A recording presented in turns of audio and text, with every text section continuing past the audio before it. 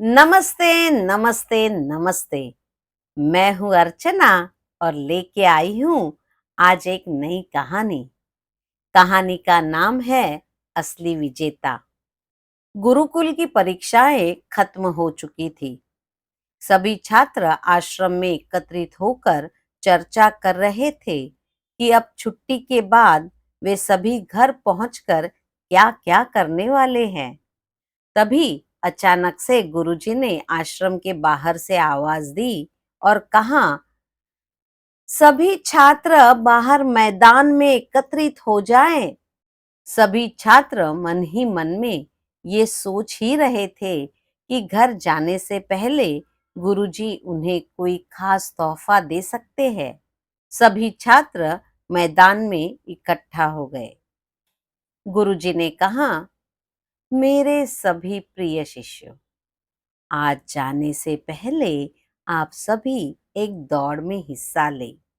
उन्होंने एक शर्त रखते हुए कहा, आप सबको दौड़ में एक अंधेरी सुरंग को भी पार करना है और दौड़ में जो भी चुनौतियां आएंगी, आप उन सब का सामना करेंगे। हम सब पूरी तरह से तैयार है गुरुजी, सभी शिष्यों ने एक ही स्वर में कहा। अगले ही सुबह दौड़ शुरू हुई और सारे शिष्यों ने बहुत ही जोश के साथ दौड़ लगाई। जब वे अंधेरी सुरंग में पहुंचे, तब सभी के पांव में कुछ चुभने का आभास प्रतीत हुआ। जगह जगह पर कुछ नुकीले पत्थर थे, जिनकी वजह से पैरों को बहुत चोट आई और वे सभी दर्द से कहरा रहे थे। जैसे तैसे दौड़ पूरी हुई। दौड़ पूरी करके छात्र आश्रम में एकत्रित हुए। तब गुरुजी ने सभी छात्रों से पूछा, आप सब छात्रों में कुछ ने दौड़ बहुत जल्दी पूरी कर ली और कुछ छात्रों को ज्यादा समय लग गया, ऐसा क्यों? एक शिष्य इसका जवाब देते हुए कहा, गुरुजी, हम सभी छात्रों ने एक साथ दौड़ना शुरू किया, लेकिन अंधेरी सुरंग पहुंचते ही हम सबकी स्थिति बिल्कुल ही बदल सी गई।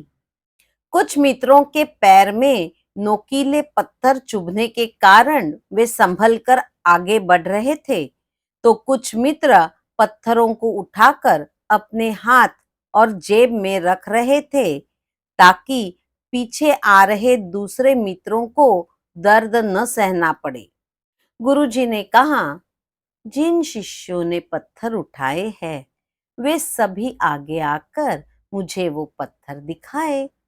जिन छात्रों ने पत्थर उठाए थे, वे सभी आगे आकर वो नुकीले पत्थर दिखाने लगे।